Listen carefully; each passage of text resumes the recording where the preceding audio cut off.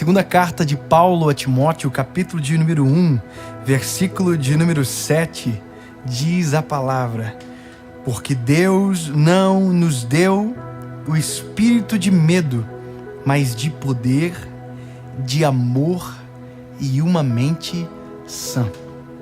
Sabe, eu tenho 2 meninos, eu tenho o João e o Noah.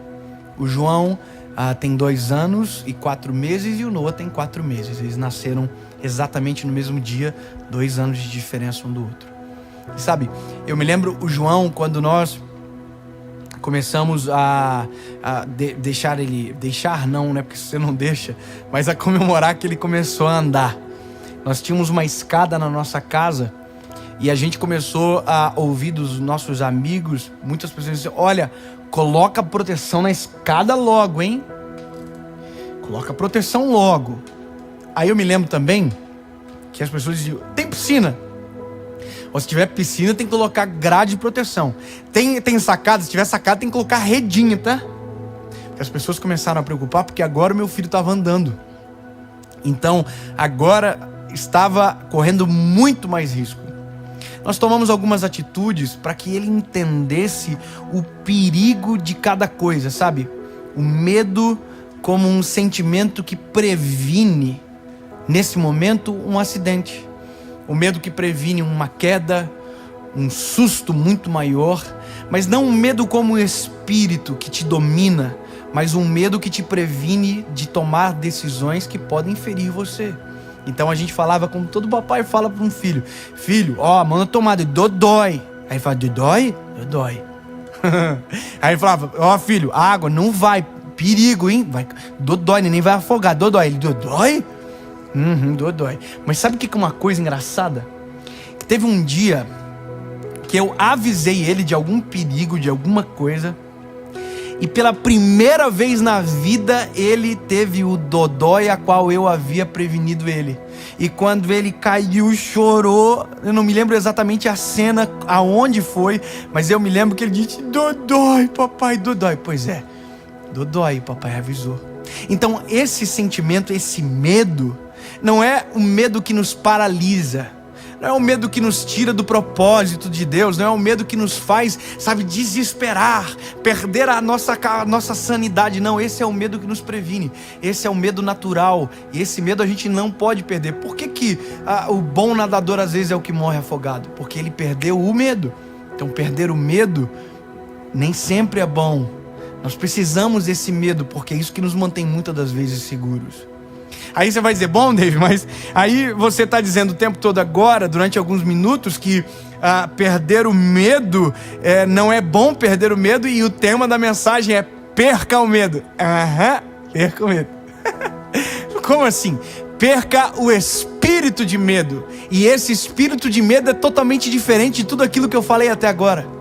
Quando eu leio esse texto de Paulo escrevendo para Timóteo, Paulo está escrevendo para um menino, para um moço, para um garoto que de repente Deus está fazendo viver as coisas mais extraordinárias da vida. De menino agora ele é um pastor, de um menino agora ele tem uma grande responsabilidade na mão dele, e as pessoas estão olhando para ele, as pessoas estão cobrando dele uma postura, sabe? Paulo está olhando e está cobrando ele, Deus está criando, tem uma expectativa criada sobre ele, e agora de repente, no meio de todo esse cenário, ele precisa ter algum cuidado.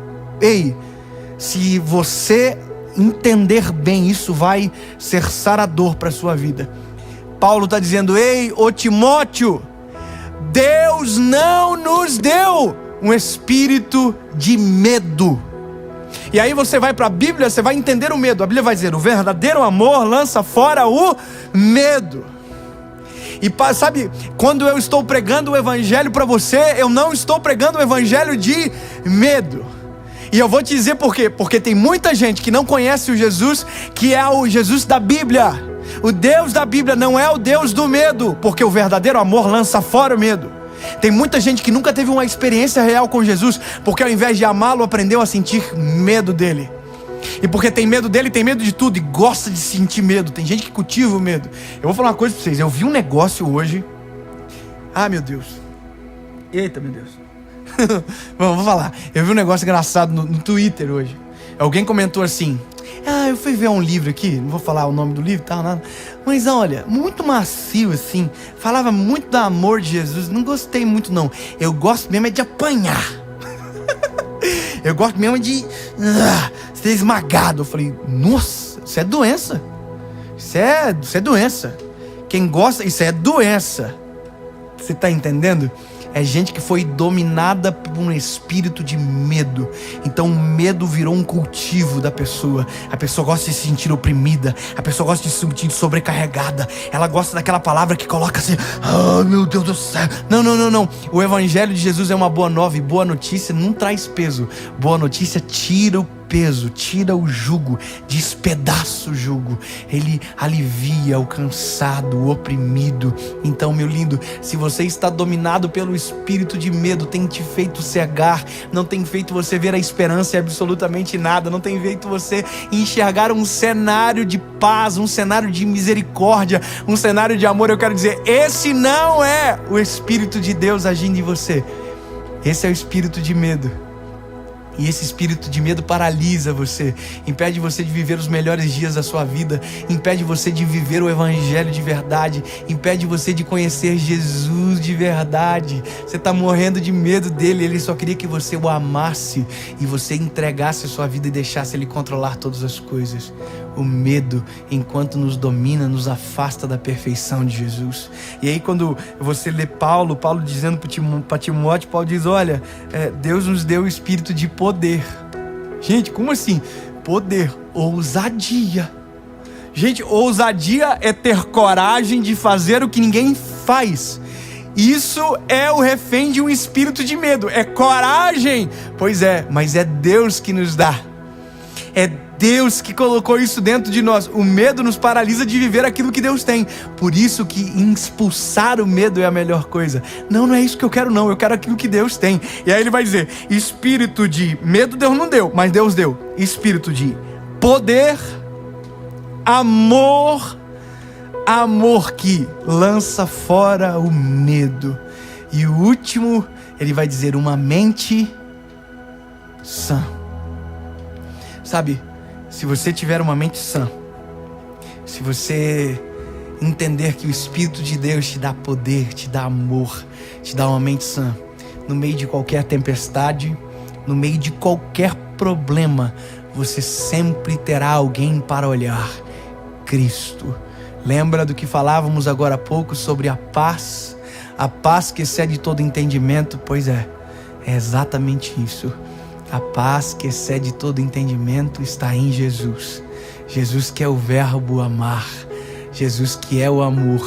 Amor que lança fora todo medo. E medo que me afasta do meu olhar a Jesus. Da presença de Jesus. Então, meu lindo, perca o medo e deixa Jesus controlar toda a sua história. Perca o medo e deixa Jesus assumir o controle de toda a sua vida. Perca o medo e comece a viver hoje os planos de Jesus para você. Perca o medo e comece a viver aquilo que é extraordinário, que por mais que não combine com você, mas combina com aquele que enviou, combina com Jesus. Ele não nos deu um espírito de medo, mas nos deu um espírito de amor, de poder e uma mente sã. Eu posso orar por você? Deus, no nome de Jesus, Pai, eu oro pelos teus filhos agora, gente que está morrendo de medo, que o medo suma, desapareça do coração e que o teu Espírito encha a alma dos teus filhos, que o teu Espírito invada o ser agora, Jesus, e que haja a paz que excede todo entendimento dentro do coração. Em nome de Jesus, que o medo vá embora e que o teu poder, que o teu amor e a tua mente, Senhor Jesus, entre em nós. Renova nossa mente, o nosso espírito, em nome de Jesus. Amém.